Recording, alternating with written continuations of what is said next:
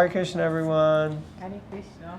So we're here at Matchless Gifts with Srila Prabhupada, although as I'm looking at it in the screen, it looks like Prabhupada is only this big, and we're like big, but actually Prabhupada is more like life-size, but we're just sitting in front of him, so we look larger. So, yeah, but Prabhupada is actually quite big. He's not like a miniature Prabhupada. So, anyway, we're here reading from the Grantaraj Srimad Bhagavatam. Canto 4, Chapter 25, Text 6. Om Namo Bhagavate Vasudevaya. Om Namo Bhagavate Vasudevaya. Om Namo Bhagavate Vasudevaya.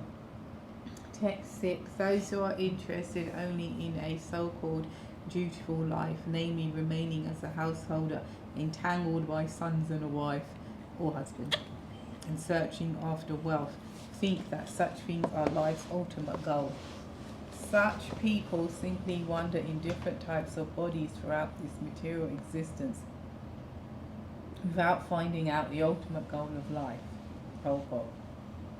Those who are too much attached to family life, which consists of entanglement with wife, children, wealth and home, are engaged in kuta dharma, pseudo-duties. Prahlad Maharaj has likened these pseudo-occupational duties to a dark well, under kupam. Prahlad has purposefully spoken of this dark well because if one falls into this dark well, he will die. He may cry for help, but no one will hear him or come to rescue him. Oh Lord! Oh, how sad is that, isn't it? I'd like to think someone would come for me, but anyway. Yeah, so it's sad. So it's a householder life, isn't it? Yeah, theoretically it's Grihamedi life, not Grihastha life. Grihastha life isn't meant to be a deep dark well. It's Grihamedi life and Grihamedi, as I've understood, even the word karmi, which often we kind of have a tendency to use derogatorily. Oh, they're karmis, meaning that like they just work to earn money and get things and enjoy. But a person who is a karmi means they're a karmi yogi, which means that they actually do perform activities that are righteous and pious and kind of in alignment with God, but yes, they want the fruits of their results. So a Grihamedi is also someone who are karmis that are performing household life. But grihastas are meant to be those who are bhaktas or devotees performing household life for a different purpose. Sorry, I went off on a tangent there. You did, yes, all right. So the point I was going to make, we just circle around and come back. It's all right, that's life. Is that sometimes we may think, oh, I'm a devotee, yeah, I'm a grihasta, but it's very important. Therefore, the importance of reading Prabhupada's purports and books to remind us what the duties of a grihasta are and are not. Otherwise, we can be in the name of, I'm a devotee and I married a devotee and I chant Hare Krishna and I go to the temple and this and that, so I'm clearly a grihasta. But other main activities or how we get distracted are not conducive to that path. If that makes sense. So it's important to understand that it goes deeper than just the surface level of things, and it's can be a very powerful ashram actually, and very inspiring. Okay, next paragraph. The words Brahmyan, Samsara, Vartmasu are significant. In Chaitanya Charitamrita, Madhya Lila 19.151, that's the famous Brahmanda Brahmate verse, Sri Chaitanya Mahaprabhu very clearly explains, Brahmanda Brahmate Kona Bhagyavana Jeev. All living entities are wandering in different types of bodies throughout different planets, and if, in the course of their wanderings, they come in contact with a devotee by the direction of the Supreme Personality of Godhead, their lives become successful. Even though King Prachini Barhishat was engaged in fruitive activity, the great sage Narada appeared before him. The king was very fortunate to be able to associate with Narada, who enlightened him in spiritual knowledge. It is the duty of all saintly persons to follow in the footsteps of Narada Muni and travel all over the world to every country and village just to instruct illusioned persons about the goal of life and to save them from the entanglement of karma bandha, fruitive activity. Now he's using the word karma bandha, but before it was using a different karma bandha pansa. That was yesterday. So interesting. Prabhupada is really touching on this point. Two parts of the Brahmanda Brahmite Kon Bhagyavana Jeev. That first, that we're all wandering life after life after life, so many lifetimes throughout the universe, different species, different planets, different universes, just trying to enjoy in so many different ways. And then the second part, that if one comes in touch with a spiritual master, a bona fide spiritual master who can give knowledge and plant the seed or water the seed of the Bhakti Lata Bij. The Bij is the seed, Bhakti Lata of that plant. Then one should take full advantage of that. And so Prabhupada here is encouraging everyone to become like Narada Muni, to become that benefactor, to become that person who helps other people get on the path, stay on the path, and basically go home back to Godhead. So, the king is very fortunate that Narada Muni has showed up personally to instruct him. So, it's very powerful. Text 7. The great saint Narada said, O ruler of the citizens, my dear king, please see in the sky those animals which you have sacrificed without compassion and without mercy in the sacrificial arena. Because animal sacrifice is recommended in the Vedas, there are animal sacrifices in almost all religious rituals. However, one should not be satisfied simply by killing animals according to the directions of the scriptures. One should transcend the ritualistic ceremonies and try to understand the actual truth, the purpose of life. Narada Muni wanted to instruct the king about the real purpose of life and invoke a spirit of renunciation in his heart. Knowledge and the spirit of renunciation, jnana vairagya, are the ultimate goal of life. Without knowledge, one cannot become detached from material enjoyment, and without being detached from material enjoyment, one cannot make spiritual advancement. Karmis are generally engaged in sense gratification, and for this end they are prepared to commit so many sinful activities.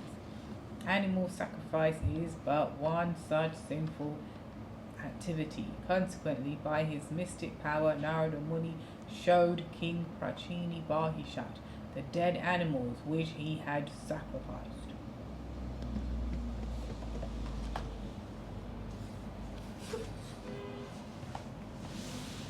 That's interesting, isn't it? I think I can't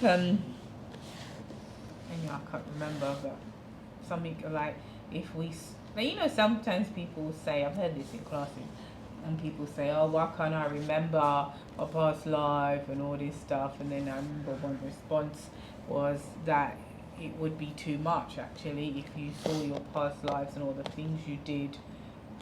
It would be too overwhelming, even in this life, if you think about the things you did, let alone past lives.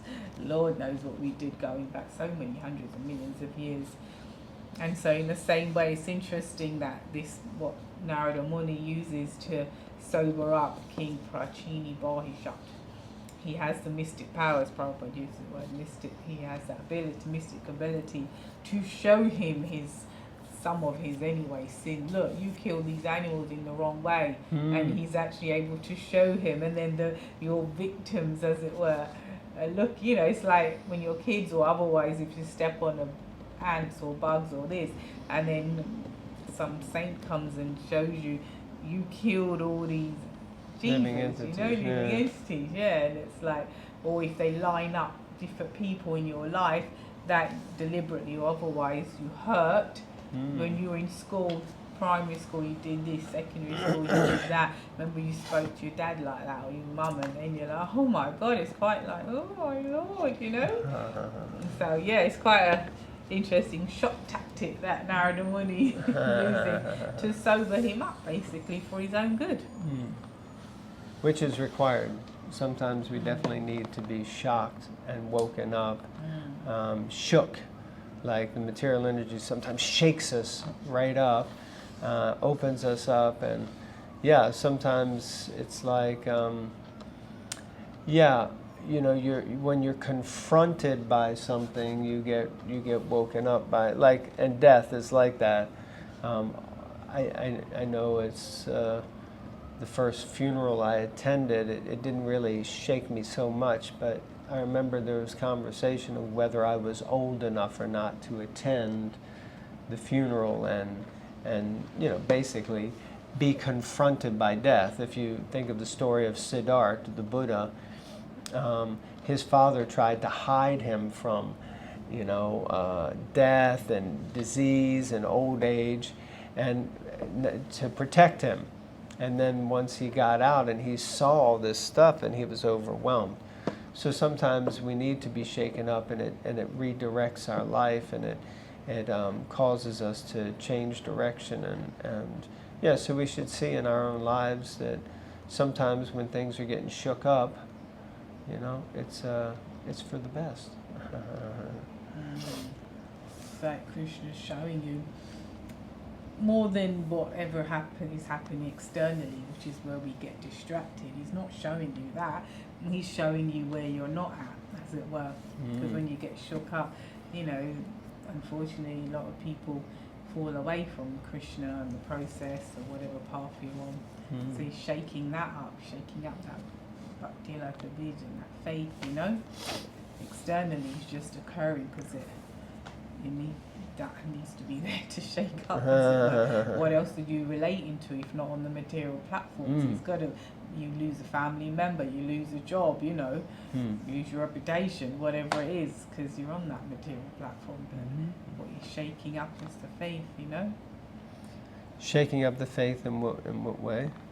Because when he starts to use your material experiences to shake up the material experiences, then either we take shelter of Krishna, or more often than not, unfortunately, we may be like, where the hell are you, Krishna?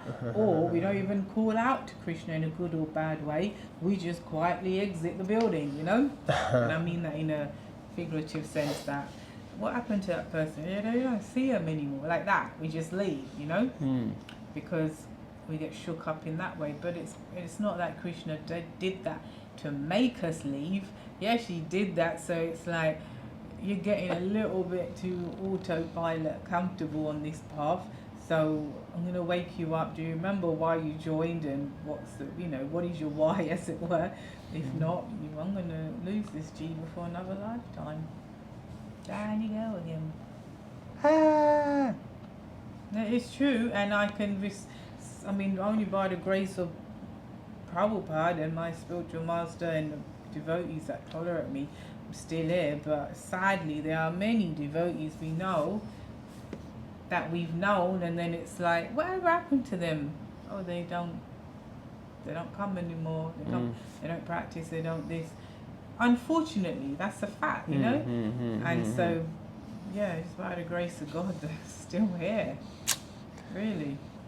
What's that saying? There, but for the grace of God go I. Absolutely. Krishna. Very grateful to be sitting here at Matchless Gifts. Oh, Jai Prabhupada, Jai Gurudev, Jai, thank you so much. Please, please, please help us to overcome our offensive mentality so that we can serve the devotees in a way that is befitting and pleasing to our spiritual masters. Hare Krishna. Hare Krishna. If anyone, by the way, is coming to New York, please do contact us, because we'll be more than happy to give you a tour of this sacred place, Matchless Gifts. It's not always, some people don't always know you can come in. Some will make just pictures outside, but we're always here to film, and you can see. So please do contact us, and we'd love for you to come. And if you want, you can even do a reading with us here. Haribo! All right, Hare Krishna. Gauranga. See you next time. Next time.